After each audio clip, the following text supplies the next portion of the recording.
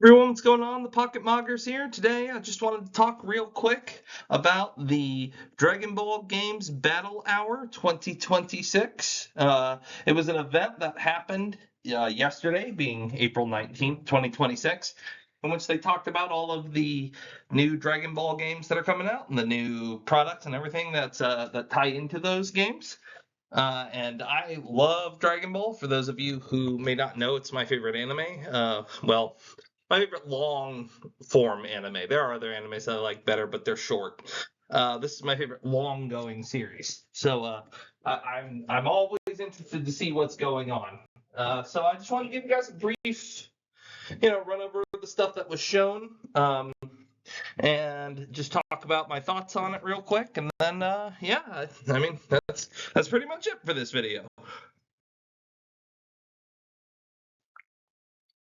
So the first thing I want to talk about is first edition Dragon Ball Sparking Zero Super Limit Breaking Neo 2 Electric Boogaloo and Knuckles Limited Edition. In all seriousness, the title is Dragon Ball Sparking Zero Super Limit Breaking Neo, which is, I mean, these sparking games, their titles are longer than most anime titles themselves. Now, you've got like isekai anime that are just like I I woke up as a catfish after being thrown from a 30-story building by my jealous ex-wife who thought I was cheating on her with my best friend, right? Like titles like that, and somehow these games are one-upping those kinds of titles. I just find that pretty funny. Seriously though, the characters being added, 30 new characters, that's a pretty hefty chunk being added on, especially for the one DLC expansion. The fact that like GT characters, oh my gosh, GT Vegeta, I guess Sparking Zero didn't realize that Vegeta fought beyond Super Saiyan 4, that he had like normal forms that he fought in too, but they just caught on. We got Trunks too, that's good to see. Uh, OG Dragon Ball characters, from the Tenshinhan arc onwards, OG Dragon Ball is my favorite of the Dragon Ball series. I'm not too big on that beginning, but I really do like the later stuff for Dragon Ball. So it's nice to see people. Piccolo is my favorite Dragon Ball character, period. So seeing DKP, his dad, come back is cool. I hope Tambourine is back too. Seeing people like Blue and Tao and Grandpa Gohan, that's awesome. Seeing some specials characters too. People like Fasha and Toma and Chilled. It actually feels like the expanded Dragon Ball universe is in Sparking Zero, and it's not just like here's Dragon Ball Z and here's Dragon Ball Super. Hope you like it. Here's a little smear of GT and OG Dragon Ball and Daima for you, to tide you over. We still don't have like the Tamagamis or any opponents that were fought in the Demon Realm that weren't uh, what's his name, Goma. So it's a little weird. I wish they'd add a little bit more from Daima. I want a Kid Piccolo, I'll be honest. Oh, and the big one, as far as I'm concerned, Shin. Yeah, the Supreme Kai. Remember the god of creation? We finally have acknowledged that Shin exists. I don't even like Shin, and it's nice to see that people remember that Shin exists. That new game mode where we get to fly across Dragon Ball world and fight people or learn from people and level up our people. Very Budokai 3 coded for anybody who's from the times of the dinosaurs like I am. Budokai 3 did that a lot. I do wish we could fly around the world map like we can in Budokai 3 and didn't just fly to the destination. That's it. It was really fun in Budokai 3 to just kind of run into random people at different spots. You could get cool stuff. I remember finding Super Saiyan 4 just on accident in Budokai 3 and Bardock too. I think stuff like that would be fun, but that's just my 2 cents on the whole thing.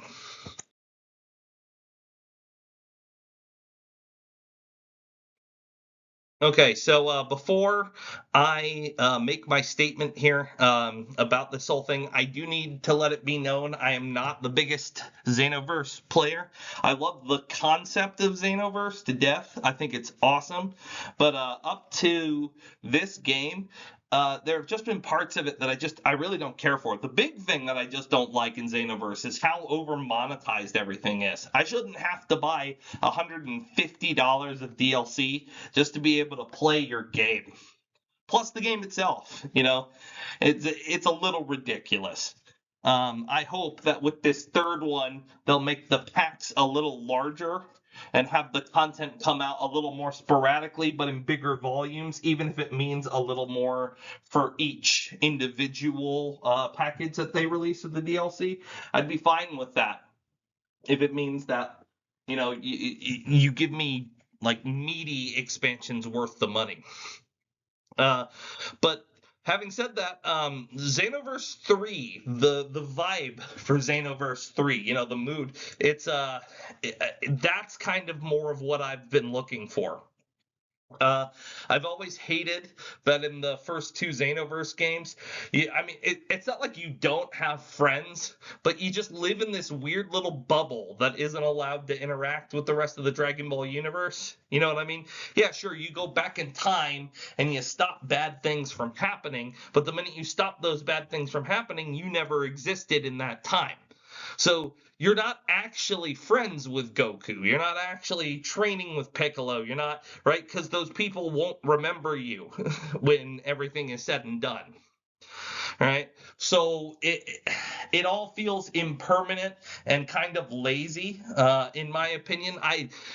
I love the concept of time travel, but I hate time travel stories because 95% of the time they end with, and it never happened.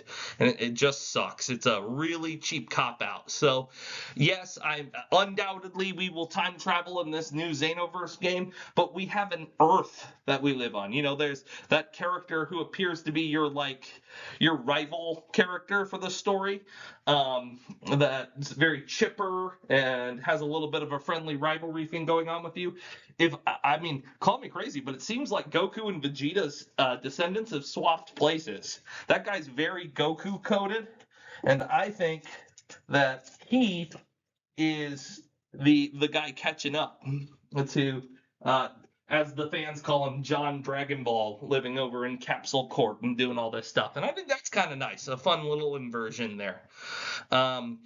You've got some sort of love interest thing, it seems like, going on with that very Videl coded character, too.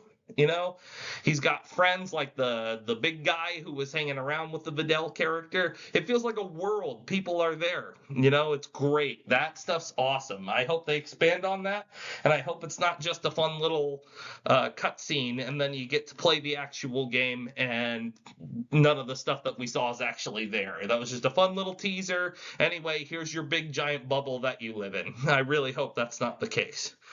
It was good to see Gamma 1 still alive in Age 1000. That's cool. I hope that the current writers of Super saw him there too, so that they don't, kill him.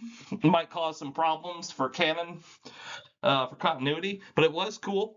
And speaking of people, my boy, yeah, Piccolo, we peaked the fit. We see it, I love him to death, but come on, man, you're aura farming 250 years in the future. Really, man? Does that just not get old to you at some point? You know what I mean? So this one isn't a game, but they did show a little bit of it. They're redoing the Beerus arc from Dragon Ball Super, and it looks like they're redoing Resurrection F as well, which is nice. Those arcs needed some help. They are just butt ugly, man. Like just dookie. They do not look good at all. So it is great that Toei and everybody involved has decided, hey, let's redo this again, take another run at this. But I can't say I'm particularly interested, including the Super manga. This would be the fourth time. I mean, gosh, if we count the video games, this is like the 25th, 26th time I've dealt with Battle of Gods, and I'm just really done with it. And I am a little disappointed too, simply because I know that they're working on these two projects at the same time, and therefore there's work being put into the other stuff, but I can't help but wonder just how much time it wouldn't take to release the Galactic Patrol arc if this super stuff wasn't going on, if we weren't retelling another story. I mean, like, no offense meant to anybody, but like the Galactic Patrol arc is old. It's like a 4 or 5 year old story now. You know, the manga's been out for a very long time. And oh, sorry, I knocked a little thing over there. I think Dragon Ball kind of needs to get it in gear. You know, just get these stories out so that we can move on, please. You know, there's a lot of potential with characters. I heard the rumor that there's a Goten and Trunks movie in the work. I think that's awesome. I'd love to see a movie about Oob. You know, I want to learn more about the Nameks and their story from leaving the demon world. You know, there's so many things that could be done, but we're still stuck in this state of catch up with the manga, and I think that this super anime stuff is just kind of getting in the way there. So it's a little irritating from that point. Super Saiyan 4 Goku being added into Daima Super Saiyan 4 Goku being added into fighters. There we go. Is great. He looks tough. Some of those attacks look clean. That Ozaru Kamehameha is just gas when it just straight up overpowered Gogeta's attack. That was wild. And I did notice some people talking about it. Max Dude being the primary one. Love you, Max. That there are a lot of animations from this character that are being borrowed from other characters. It's got the Nappa fly tackle, you know, very Wolfang fist looking poses going on. I know that he did that in Daima as well. There's a lot that's borrowed from other people. And that's not necessarily a bad thing, especially in this case. Everything works and it looks really good. It definitely emphasizes the more monkey aspects of it, and I think that's awesome. But I would like to see, if they're going to do that again, maybe do that with a character whose powers involve taking other people's abilities. You know what I mean? I think that's really suitable for somebody like Bootanks or Buhan, stealing powers from other people, or maybe if they get to this and Fighter still has legs at this point, Moro could do that using his magic, steal other people's abilities. But if you're going to do a completely unique person with their own set of skills and stuff, I'd like to see a little less of that from the next person. Having said that, it also appears that Arxis really isn't involved anymore. This trailer was good. I'm really not trying to knock it, but it lacked a lot of the polish that would have come from Arxis and what Arxis does and their character reveals. The model's a little off. The walking seems a little funny. It's just not quite up to snuff with the other characters in the game. And there, again, that's not bad. You know, it still looks good. The people who did it did an amazing job, but it's clearly not Arxis. So from here on out, I think B&N should maybe take some notes and just say, okay, none of this is a problem, but it's obvious that people picked up on these kinds of things, that we weren't as slick as we thought we were with making this look like, you know, it's the ship is fully manned, right? Everybody's on board and the crew's doing what they need to do. So maybe we should do a little more touch-up beforehand next time. That would be my advice to them. Having said that, again, he looks awesome. I really can't wait to use him on Wednesday. He's coming out on Wednesday. We get a new Dragon Ball FighterZ character for the first time in 5 years on Wednesday. That's just wild.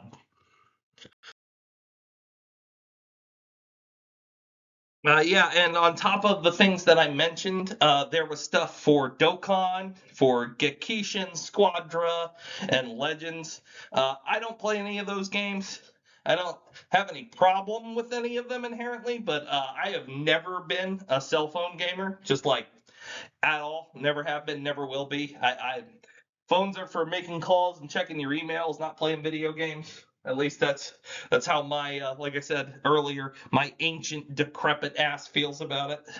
You know, back in my day, your phone was at home and you had to go pick it up and talk to people. I mean, that is true, but I don't have any issues with cell phone games.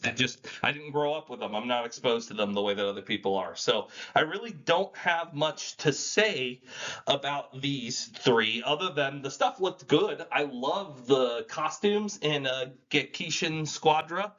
The Broly Turles costume is clean. The Trunks Turles costume is just, not Turles, Tapion costume is just, mwah, chef's kiss, man. That is just wild. He's got that on. And I really liked the corrupted supervillain Vegeta card from Xenoverse. I assume, by the way, that they use supervillain. Again, I didn't play the DLC, so I couldn't tell you, but it looks like it. I thought that card looked pretty good. But that's really all I have to say about this, y'all. So sorry if you're a fan and you were looking for more concrete news about those three. I just don't have it for you. And that's going to be it for me. Thanks for coming by, y'all. I could sit here and just, gush about all of the Sparking Zero characters that I'm happy to see come back for ever and ever and ever, but it's not really worth it. That's just Ready Player One. Oh, remember this, remember this, remember this, remember this. It's worthless.